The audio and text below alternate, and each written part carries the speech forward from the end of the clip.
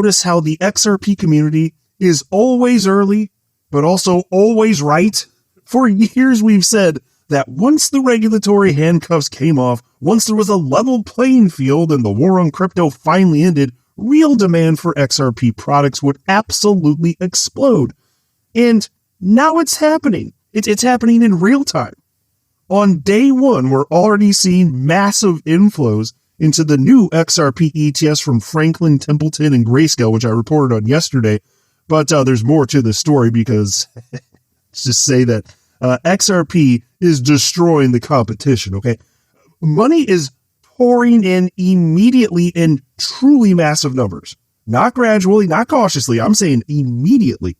And that tells you something very important. Investors love XRP's technical attributes, and they love the multiple use cases that it offers, and they want exposure any way that they can get it.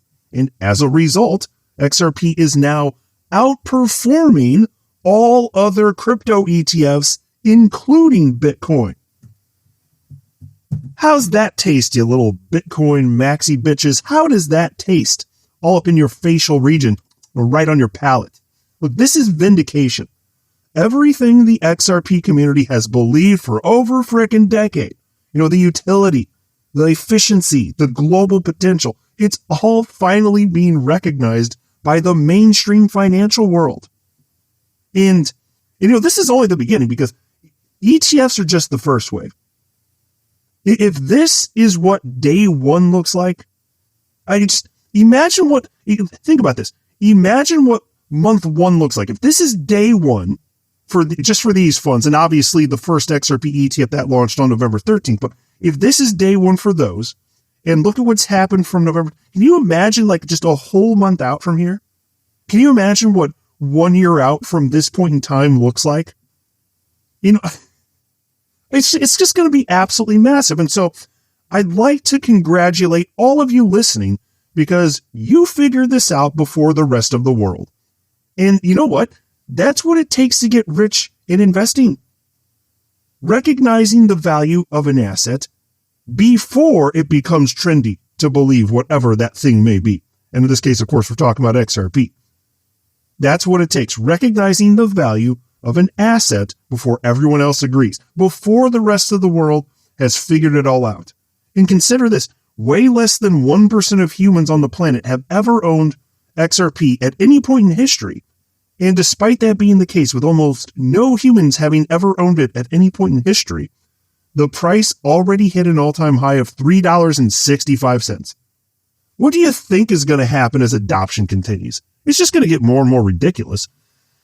And so it's nice to see that crypto media has noticed what we have all noticed in the XRP community for some time, which is that XRP makes freaking sense. But I will say, credit where it's due to the block. I'm glad that they're highlighting the fact that XRP is dominating Bitcoin's little bitch ass, because Bitcoin is the pet rock of crypto. It just is.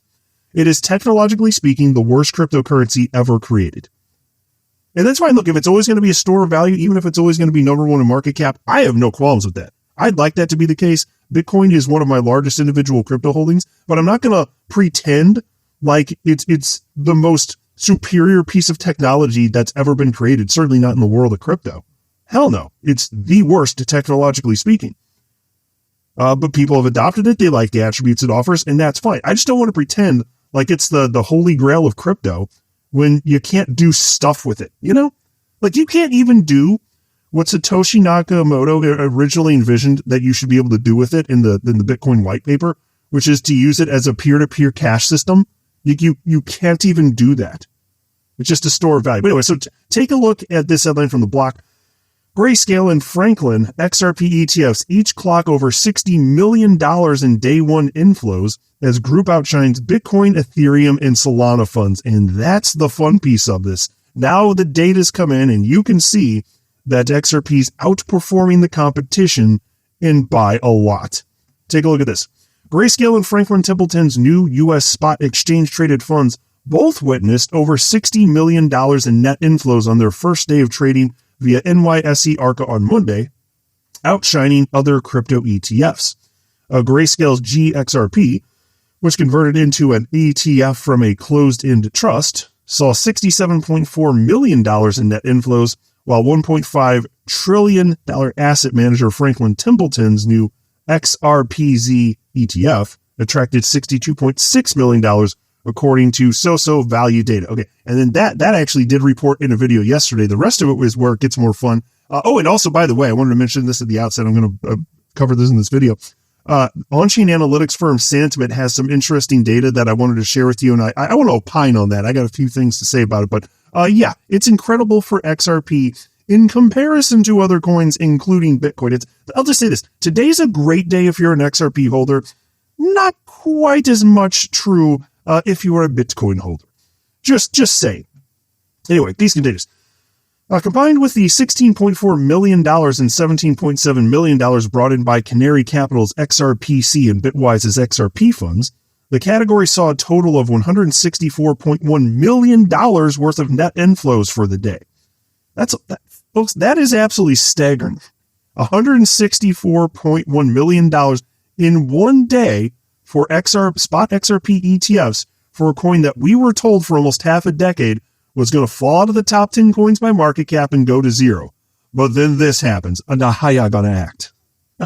It's love to see. And I always believed this would be the case. As long as, XRP wasn't going to be banned in the United States, I always believed that this would be the type of stuff that we'd see. This would be the ultimate outcome, and price follows this stuff, which is why I'm just going to sit tight. I will hold XRP however freaking long I need to, because to me, it's effectively a freaking lottery ticket. It's like winning the lottery in slow motion a little bit, but it is what it is, folks. It's just going to keep that chart, I believe, is just going to keep going up and to the right. Anyway, since launching on November 13th, the pure spot XRP ETFs have registered cumulative net inflows of $586.8 million and have yet to witness any daily outflows. Franklin Templeton, head of ETF product and capital markets, David Mann, described XRP as a digital asset that, quote, plays a foundational role in global settlement infrastructure, end quote. Folks, that is traditional finance right there. That's Franklin Templeton, one of the largest asset managers on the entire freaking planet. They've been around for decades and decades and decades. I can't remember when they were founded now, but very old. 1.7 trillion in assets under management, roughly. And they're saying, turns out XRP literally, quote, plays a foundational role in global settlement infrastructure, end quote. Yeah, you think? See, you listening to this in 2025, this will I'll say again, kudos to you, credit where it's due, credit to you and everyone in the XRP community. You figured this out first. And now traditional finance and institutions, they're coming in after you. That's why so many of you listening who have been around for years and years and years, again, credit, genuine credit. You bought cheaper than the institutions get to, some of the largest institutions. Think about that. It's just incredible here. And they do write this, though. Notably, however, BlackRock has sat out on XRP and other new crypto ETFs, seemingly preferring to focus on its dominant Bitcoin and Ethereum funds, at least for now. Yeah, I'm going to predict this right now, and I don't even think this is like a particularly risky thing to predict. I predict that BlackRock absolutely will one day launch a spot XRP ETF. They're not going to cede this ground to the competition. And the fact that they have to this point, and I've speculated why in previous videos, and in a nutshell, I don't want to go too off on a tangent here, but in a nutshell, I think it has to do with the fact that BlackRock, they're taking the approach that Coinbase kind of took way back in the day, where there were tons of exchanges back in, like, say, 2017 that had, like 100 coins listed or more. Coinbase refused to list additional coins. They wanted to be viewed as the adult in the room, and they were worried about perception from people on the outside looking in, especially, how crypto was viewed, especially back then. And so they just listed 3 coins. In 2017, you could buy 3 coins: Bitcoin, ETH, and Litecoin. That's all that they offered, right? And of course, they gave up a lot of opportunity in the short term. Now, eventually they did expand, and now they hold, I don't even know how many freaking coins they offer now, like all of them, not literally, but a lot of them. Well, I think that concept may be what BlackRock is considering doing here. It looks like, so they're just offering the top 2 in terms of market cap, Bitcoin and Ethereum. But I think, that probably has something to do with, okay, let's just be extra cautious here, because we're the largest asset manager on the planet with 11 trillion in assets under management. That's what BlackRock is. It's a big deal. They're like, if we bungle this thing or something goes off the rails, even if it's a small percentage chance, we're in hot water here. So they're just not willing to suffer those consequences given their place in the world. And so I think that they want to see a success from competitors first. It's speculation, but that very well may be the case. And you might be like, okay. And I thought this at first too. My thinking is, but why would they cede this ground of competition? Why would they let them get the head start? And then it was pointed out to me by somebody else in the community. He was like, and I think this is pretty compelling reason. They're like, no. BlackRock's, since they're the largest asset manager on the entire freaking planet, they can jump in at any point and eat the lunch of every other competitor in the space. And I get, not that all the other, ETFs, XRP ETFs would go to zero, but, tons of that volume would immediately flow over to BlackRock because of their position in the world in traditional finance.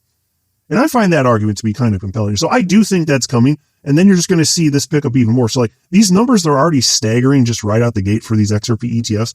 It's going to go way, way, way higher once BlackRock jumps in here.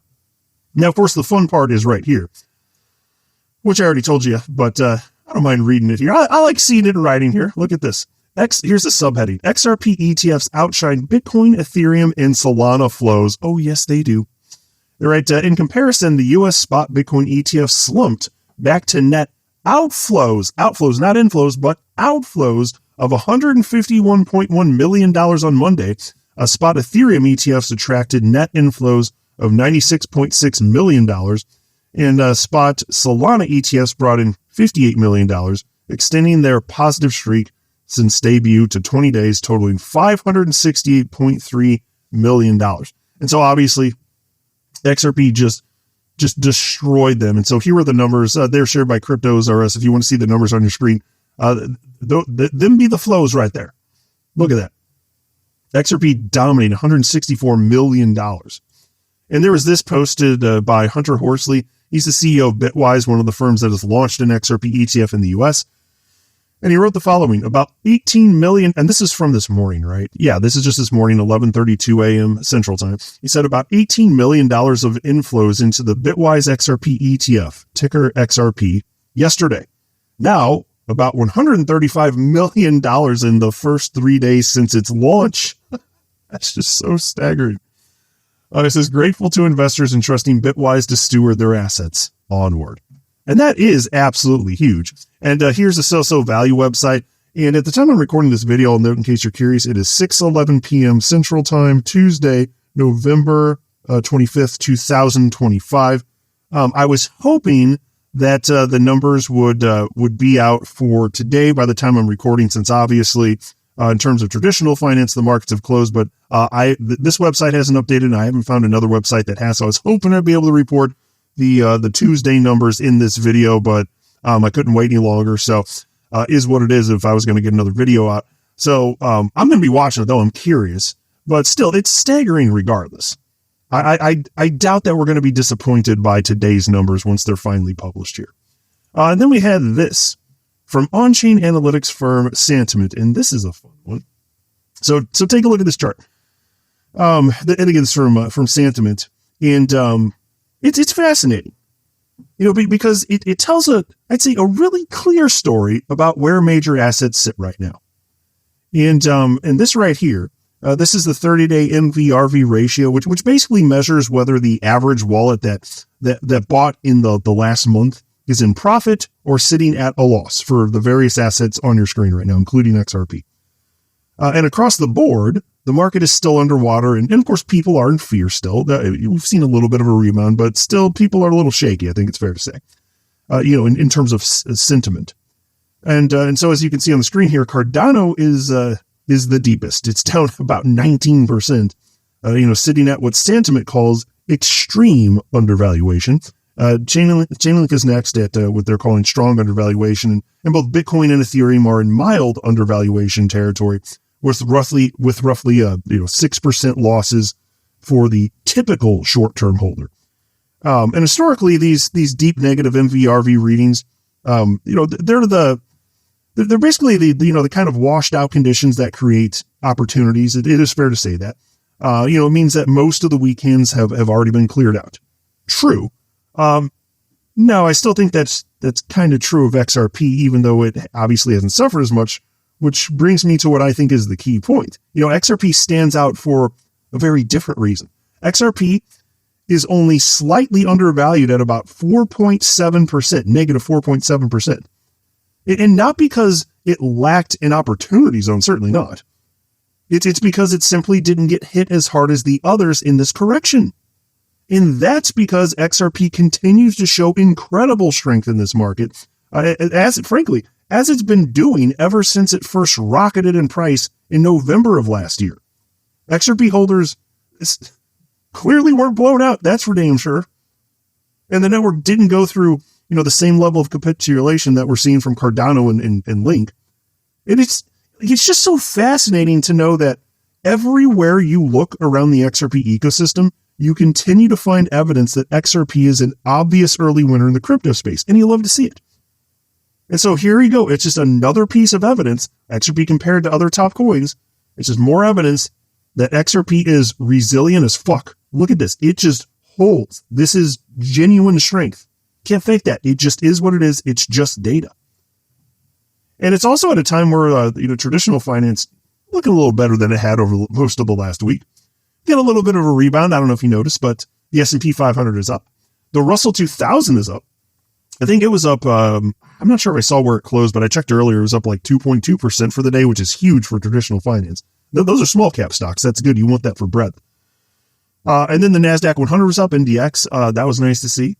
And so here's the Kobasi letter. Acknowledge a little bit of something here. Look at this. Last week's market crash has been erased. How quickly things can change. The S&P 500 has now added plus 250 points since Friday's lows. Now above the November 20th high before the crash. That is plus $2.1 trillion in market cap in less than 3 trading days. And this puts the S&P 500 just 2.2% away from entering new all-time high territory. The reality is that the AI revolution has only become larger, the Fed is cutting rates into a hot market, and smart investors want more assets. If you can eliminate the noise, this market becomes incredibly profitable. Own assets or be left behind. Now, the reason I'm highlighting this is because I want to remind you that stocks are risk-on assets. Cryptocurrencies are risk-on assets. When people have an appetite for risk, these are the things they buy if they want to get into financial assets. This is it. Okay? And historically, the stock market and crypto, if you zoom out, you can see it on a chart, they absolutely move in tandem. If you zoom in too much, you can see little pockets of time where there's not much of a correlation, but you zoom out, it's very obvious. Very, very obvious. That is the case. And so I just want to say, unless you think that we're entering a recession and also as a result of that, the stock market's going to fall apart and then crypto falls apart as we go into a risk-off regime in terms of attitude. I mean, if you don't think I don't think it's going to happen. If you don't think that's going to happen, then why would you even worry in the short term? It's just going to get better and better and better. I mean, not that there won't be moves to the downside. I'm not saying that, but it just seems obvious to me that it does not make sense to be a doom speaker at this point. And if the stock market's going to keep going up, you think crypto is just going to, for the first time in history, it's a 16 plus year history, just not move in tandem? Oh, okay, this time is different. I don't think so. And take a look at this. As far as the Fed rate cuts, because the speculators, they want a rate cut here. Whether you think that's good or bad, irrelevant. The market wants it. The market will respond favorably. Look at this dramatic shift here. It's completely flipped. There's not. Look at Polymarket here, and this is a web. I'm not promoting the website or anything. Just to be clear, I don't gamble. I've never used this website. I'm not encouraging gambling at all. I'm just showing the data on the screen here. Just to be clear, they are not a sponsor or anything like that. I've never had sponsors actually. But that's my choice. But anyway, so if you look at this, 85% odds now that there's going to be a 25 basis point decrease in the federal funds rate, which just means 0.25% cut. So that would be the third cut this year. Market wants it. Market thinks it's going to get it. And usually the way that Polymarket goes, it actually ends up being correct. So that's another thing. That'd just be another tailwind ultimately should this come to pass. And liquidity is rising. There's just so many reasons to be optimistic for the future. It's just so obvious here. I'm not a financial advisor. You should not buy or sell anything because of anything I say or write. That would be a very, very, very bad idea.